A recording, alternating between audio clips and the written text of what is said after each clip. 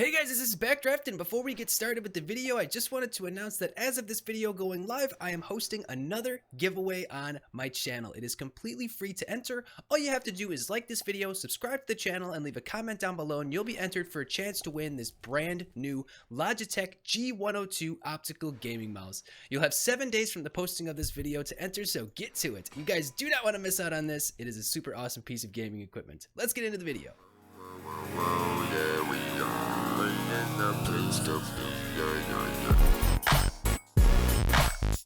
Hey guys, this is Backdraft and welcome to another episode on Create Above and Beyond. Thank you so much for joining me today. If you love the Create mod, Minecraft automation, and redstone engineering, then this is definitely the series for you. So be sure to hit that like button, subscribe, and hit the bell for notifications so you never miss another video. So in the last episode, we got our massive silver farm up and running, and it has been working wonders in between episodes. So like I showed you guys at the end of last episode, if you missed it, the link is in the description to the playlist. But we are now harvesting sand, diamonds, lead, invar, redstone dust, brass ingots, zinc, nickel, ender pearls, blaze rod, obsidian, gold, copper, and silver. So much resources that we are now farming with this bad boy. It has been doing us awesome. And in this episode, we are going to put this to good use because I want to get our abstruse mechanisms complete. Those are the enderium machine mechanisms.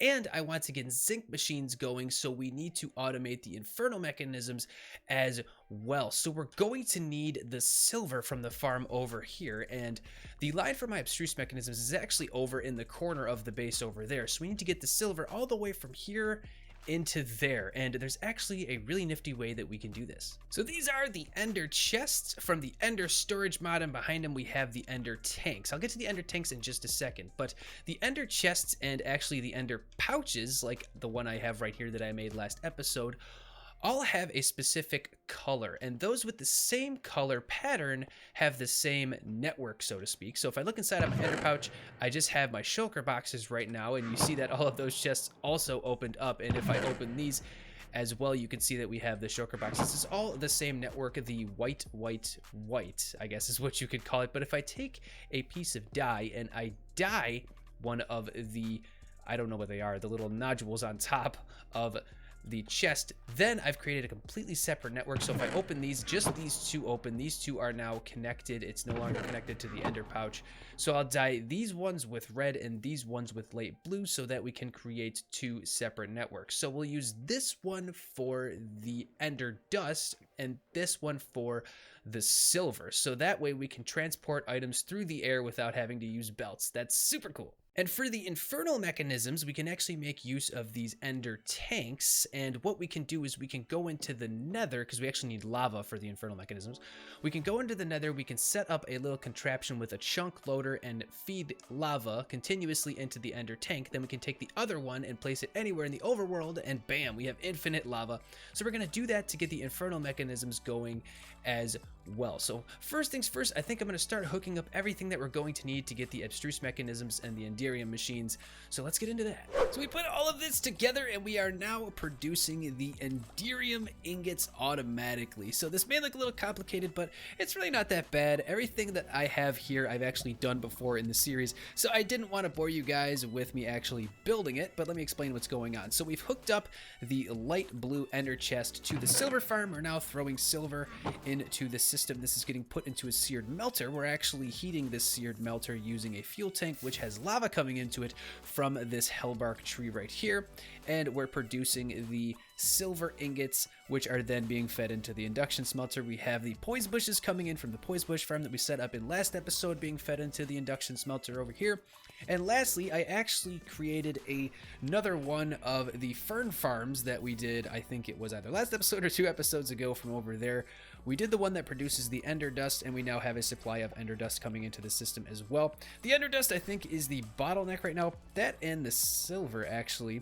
So the silver is actually bottlenecked by the lava production, but once we actually get these seared ender tanks, I'm confusing. Once we actually get these ender tanks going with lava in the nether, this should be able to keep up just fine. And as for the ender dust, unfortunately, I guess that's just the way it is with the bottleneck over here. So right now we have 72 Enderium ingots going, and I already used some of them to create yet another resonant integral component for this induction smelter here to keep this tip top. And I also put some of these flux linkage amplifiers in here as well to increase the speed at which the Enderium ingots are produced. So I'm not actually going to hook in inductive mechanisms over here. Whenever I need some Enderium machines, I'm just going to grab the Enderium ingots out of here and the inductive mechanisms and create the abstruse mechanisms. So I consider this completely done. There's a couple bottlenecks that I'm going to take care of. Now I'm actually going to use the first few other Enderium machines that we get to make some more resonant integral components and actually upgrade all of the dynamos that we have in the power plant so that they can produce RF more efficiently. So here we're going with the induction smelter. So we're creating all of these abstruse mechanisms. Like I said, we should end up with 8, and these are the bad boys that we're after. We're going to take all of these, power up the power plant, and then we're going to get to Kraken. So as you can see, this doesn't really take that long to create the abstruse mechanisms. So plus the inductive mechanisms, we also have to feed those into the next chapter to create, is the calculation mechanisms are next? I can't remember exactly which ones are next. Let's actually take a look at the guide. So we're actually completely done with the Enderium machines now. Everything's all checked off there. So next up, if we take a look at the overview, there's a couple chapters we have to do, but the last mechanism is the calculation mechanism. But there's a couple things we have to do before we can get to that. Here's where we are right now. We're actually nearing the end of the pack, but anyway, we're gonna press on. So I think it's about time that we upgrade our armor. We're kind of deep enough into the mod pack now that there's no reason we can't get some better armor, and I have my eyes on a really good set of armor from the mod Forbidden and Arcanus. So I've started messing around with this mod a little bit and doing some reading, and it looks like this is the armor I want to go for. The best armor in this mod is actually the Tyr Armor, but that is way too expensive for me right now. It requires a ton of these dragon scales. So I don't know exactly how many. I think it's like 25 of those dragon scales plus a bunch of other items that you need to build these like aquatic dragon scales and the golden dragon scales. And I honestly just don't feel like doing that right now. But the Draco Arcanus armor actually requires a total of 10 dragon scales, and then the other stuff that we need to make just requires iron and obsidian. So we have that, that's no problem. So I'm gonna go get the 10 dragon scales that we need. I already have enough to get 5.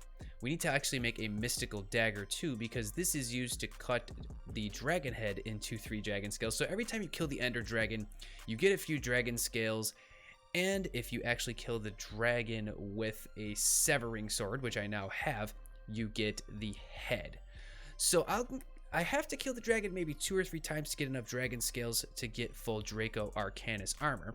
And then once we have that, what we're going to do is we're going to make some eternal stellas, which are quite expensive. This stellarite is super rare, but from my mining adventures, I actually managed to get exactly 8. So we can make 4 of the eternal stellas, and that will make all of our armor completely unbreakable. The last thing we have to get to is these petrified orbs, or petrified is actually clear. It's petrified experience orbs.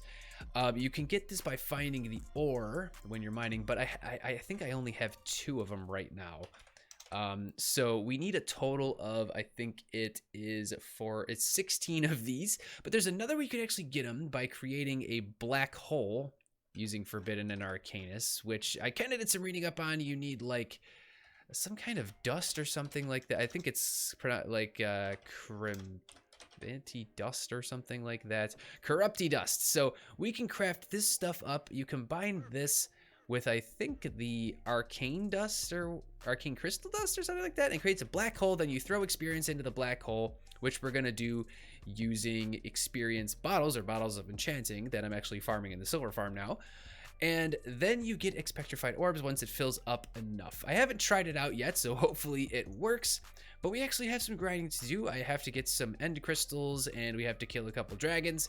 and then hopefully we'll finally be able to get some awesome armor. So we got some bottles of enchanting from the silver farm, and I did some reading up on this black hole thing. So if you throw some dark matter and this corrupty dust on the ground together, it will create the black hole. The black hole will actually destroy any items that go into it, but as it collects up experience, it creates the petrified orbs. So this is the first time I'm trying this. Let's see if it works. And there's the black hole. Let me throw some bottles of enchanting. And okay, it's collecting up some of the orbs. Let's see how many it actually needs to create a petrified one. Hopefully not too many, because we need 16 petrified orbs. Okay, this is quite a few. Okay, there's one. That was like 8 of them. So we're gonna need quite a few bottles of enchanting if we're gonna be able to do this. Okay, it's a grind. So I finished up grinding out all of the petrified orbs that we needed, and we can now craft our 4 eternal stellas. So all we gotta do now is go get the remaining dragon scales, and then we can get our unbreakable armor.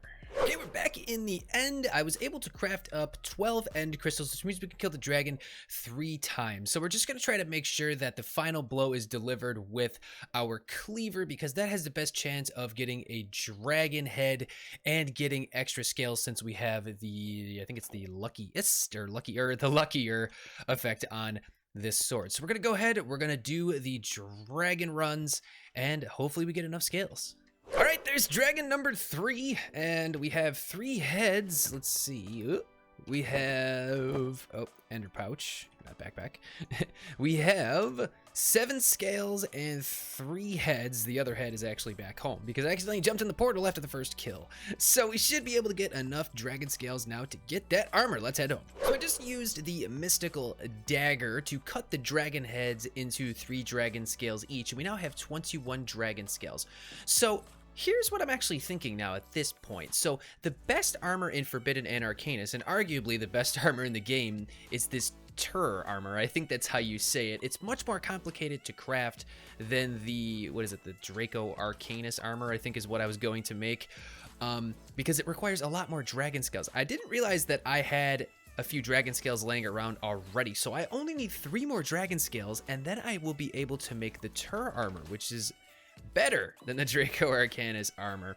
And then we can make that indestructible and probably never have to make another set of armor for the rest of the series. The only thing is we do have to make a lot of this arcane gold, which is a bit expensive, but no problem. We can buy everything that we need if we don't have it, since we have a massive silver farm. So we have to make the golden dragon scales and these aquatic dragon scales, which require prismarine and arcane crystal dust, but I think we have enough arcane crystals to make this stuff as well. So why not? Let's make the Tyr Armor instead. We're gonna have to kill 1 more dragon, but then we're all good. 1 more out.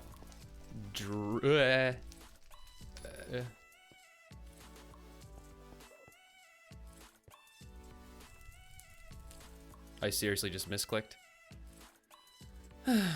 Okay, let's try this again. 3, 4. 1 more dragon, and dragon number 4. Woo, woo. Okay, we should have everything we need now. I just finished making all of this arcane gold. So now we have to make, I think it's 15 aquatic and 9 of the golden scales. So let's make the aquatic. So there's 1, 2, 3, 4, 5, 6, 7, 8, 9, 10, 11, 12, 13, 14, 15. And then it is 9 of the golden scales. So let's just request everything. We should have exactly enough. There it is. So now let's make the Tyr Armor. So let's go with the helmet. And oh, I probably should put all this into the system. Wait a second. Request. Oh. All right. Helmet. Chest plate. Leggings. And boots.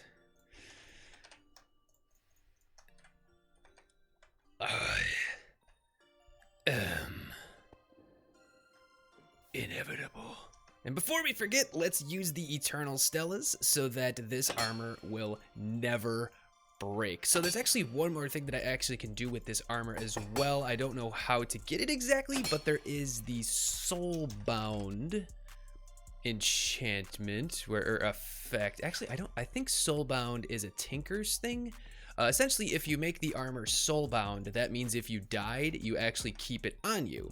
But I mean, I guess we have the dead body mod in this mod pack, so if we did die, we could just come grab the armor. But we are looking super snazzy. Okay, so there's one more thing that I want to do in terms of gear now. Now, a lot of you probably know about it already, but if you don't, this is the magic feather. So combining it with 6 gold ingots, 2 feathers, and an elytra, it is a charm that you can keep on you at all times, and essentially it grants you creative flight. But the catch is you have to be within the range of a beacon. So I actually expanded our beacon out over here, made it a full tiered beacon, so now we have coverage 50 blocks out in each direction, which is plenty of space to give us creative flight while we are around the base. So let's go ahead and get this bad boy.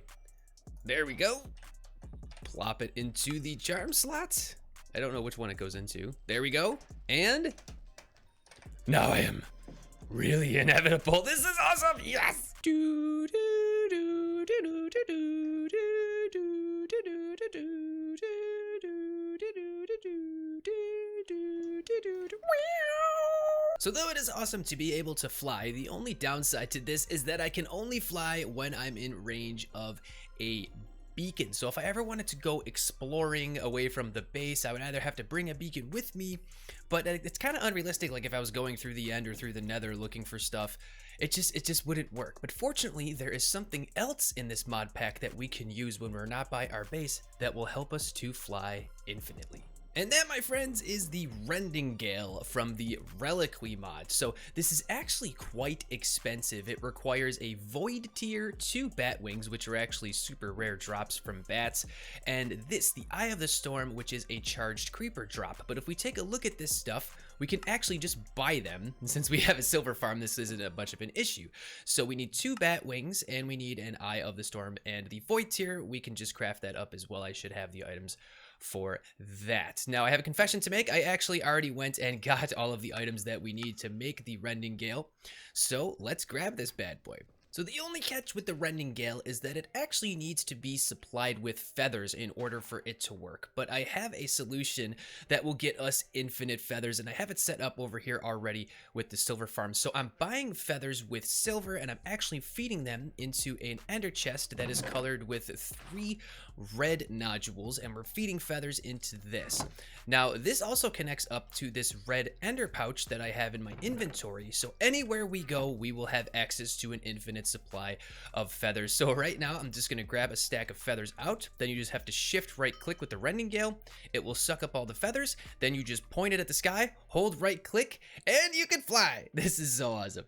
Wow, this is actually super fast. So you can see that the feathers go down as I fly in the lower right hand corner.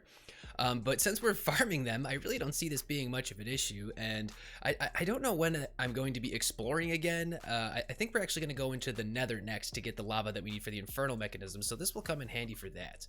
Alrighty, so back to business. I popped over to the nether and I have set up our lava farm. So this is super easy. We just have a windmill going with a speed controller hooked up to a hose pulley that is feeding the lava into this ender tank with 3 white nodules. So this is our other ender tank. Essentially works the same way as an ender chest. So wherever we are in the world, we will have infinite lava. So since this lava lake is big enough, if we look at the hose pulley, just like with the water, it says bottomless supply, so we will never run out of lava. And I've actually plopped down a chunk loader here as well, so this will always stay loaded and will always fill up the ender tank with the lava. Hopefully this is enough to keep up with it. If not, we can actually put in a couple other hose pulleys or potentially make the windmill a bit bigger to have more power and speed up the rate at which the lava gets pumped into it. But let's pop back over to the overworld and see what we can do with the lava.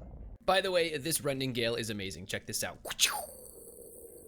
And we're back. So here we have almost everything that we need for infernal mechanisms. So if you're not familiar with how infernal mechanisms are made, essentially what you need is you need to take precision mechanisms and run them under a bunch of spouts. The first spout has to spit out liquid soul, which I'll get to in a sec, and then the subsequent 3 need to each spit out lava. So I have the lava taken care of from our ender tank that's pumping the lava into these 3 spouts here. So the more difficult thing to get is that liquid soul. So the way that this is done is you have to mix together the mixing recipe right here. You have to mix together twisting vines and weeping vines in a basin with a heated blaze burner underneath. So I have set up a duplication process for each of the vines. They involve phytogenic insulators, the same thing that we used to do the poison bushes. So essentially all you gotta do is just pump water in and it will duplicate the weeping vines over here, and we're duplicating the twisting vines over here and feeding those into this basin. So the last thing we'll have to do is actually put a blaze burner underneath, but we have to capture a blaze. Fortunately for me, I actually have a blaze spawner handy for when we did some raiding in the nether, so I can just plop this down somewhere real quick and grab myself a blaze. Then we have to actually put fuel into it, which I think I can accomplish just by feeding some wood in. So let's go get a blaze and we'll be right back. Okay, we got a blaze, but now there's a bunch of blazes running around, so we're gonna have to kill them. Ah! Okay, we captured the blaze, we put it underneath the basin, and I actually set up another ender chest over here to spit out wood. I just hooked this up to our wood farm, and then I got this mechanical arm constantly putting the wood into the blaze burner to keep it heated, and we are now producing the liquid soul. So this should be infernal mechanisms all done. I just gotta dump some precision mechanisms into here, and they will flow down the line. And we'll just make sure that we can actually keep up. The one bottleneck that I was a bit worried about actually was the lava and whether or not that could keep up. Now I know that the liquid soul is also a potential for a bottleneck, but I'm not too worried about this overall because it's not going to be 100% automatic. I'm not going to feed precision mechanisms into it automatically. I'm going to feed them in manually. So whenever I need some infernal mechanisms, I can just come over here and plop in some precision ones. So that is super duper awesome.